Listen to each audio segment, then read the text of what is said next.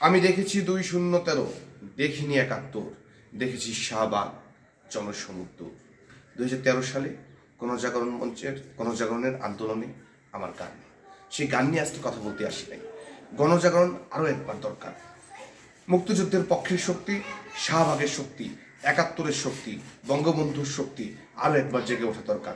শাহবাগের নাম শুনলেই এই রাজাকার, আলবদর, পাকিস্তানপন্থী, পাকিস্তানের প্রেতাত্মা এদের গায়ে ফুসকা পড়ে যায়, ঘুমের মধ্যে এরা আটকে ওঠে।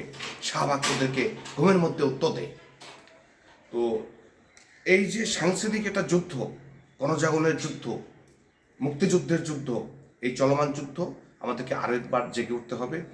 গতকালকে দেখছেন যে ধর্ষণ বিরোধী আন্দোলনে লাকি আক্তার মিছিল করেছেন, বক্তব্য দিয়েছেন।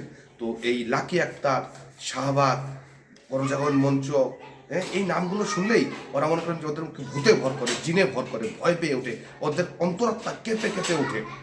কারণ ওরা জানে শাহবাগ যদি জেগে ওঠে, একমাত্র শাহবাগ জেগে উঠলে, মুক্তিযুদ্ধের পক্ষে যে শক্তি জেগে উঠলে, জনতা জেগে উঠলে, 71 জেগে উঠলে ওরা পালাবার পথ পাবে না। তো এই কারণেই ওরা আসলে খুব ভয় পায়, খুব আতঙ্কে এক একটা প্রহর পান। যখনই শাহবাগের নাম শুনে ওরা মনে করেন আতঙ্কে ওদের ওদের ভিত একদম কেঁপে কেঁপে ওঠে, মনে হয় যে রিক্টার স্কেলের 8 মাত্রার ভূমিকম্প হয়েছে। শাহবাগ নামটা শুনলেই ওদের এই একটা ভূমিকম্পের অনুভূত হয়। তো গণজাগরণ মঞ্চ, আমার মনে হয় গণজাগরণ মঞ্চকে আবার সড়কে ফিরে আসতে হবে। কারণ মুক্তিযুদ্ধের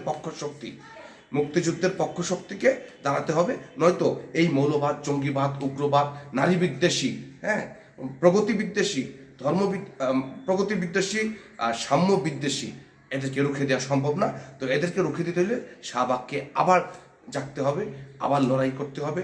এবং এই চোরেদের যে আন্দোলন, জুলাই আন্দোলন, চোরের আন্দোলন, এই চোরের আন্দোলনে অনেক মুক্তিযুদ্ধের পক্ষের শক্তি, মুক্তিযুদ্ধের পক্ষের মানুষ, বুঝে না বুঝে নানা কারণে হয়তো সমর্থন করেছেন। আমি নিজেও ওই সময় সমর্থন করে একটা পোস্ট দিয়েছিলাম এই চোরের আন্দোলনের।